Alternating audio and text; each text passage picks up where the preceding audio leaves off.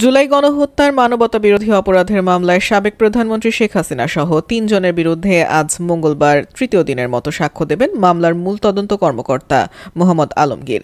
তিনি এ মামলায় ৫৪তম ও শেষ সাক্ষী। এর আগে গতকাল তার জব্দকৃত জুলাই আন্দোলনের নৃশংসতার যমুনা টেলিভিশন, বিবিসি ও আল জাজিরা সহ বিভিন্ন গণমাধ্যমে প্রচারিত ৪টি ভিডিওচিত্র প্রদর্শিত হয় আন্তর্জাতিক অপরাধ ট্রাইব্যুনালে। এদিনও সাক্ষ্য গ্রহণ সরাসরি সম্প্রচার করা হয়। এতে উঠে আসে সরকারি হিসেব মতে ৩,৫,০০০ রাউন্ড গুলি ছোঁড়ে আইন শৃঙ্খলা বাহিনী। এদিন আন্তর্জাতিক অপরাধ ট্রাইব্যুনালের বিশেষ তদন্ত কর্মকর্তা ও প্রসিকিউটর তানভীর জোহা জানান, জুলাই আন্দোলন দমাতে ফোনে হাজারো নির্দেশনা দেন গণঅভ্যুত্থানে ক্ষমতাচ্যুত সাবেক প্রধানমন্ত্রী শেখ হাসিনা। তবে তার সেই সব কল রেকর্ড মুছে ফেলেন এনটিএমসির সাবেক মহাপরিচালক জিয়াউল আহসান। তানভীর জোহা আরও জানান, একই সঙ্গে মুছে ফেলা হয় সাবেক আইজিপি চৌধুরী আবদুল্লাহ আল মামুন এবং সাবেক এক পরিকল্পনা মন্ত্রীর কল রেকর্ডও।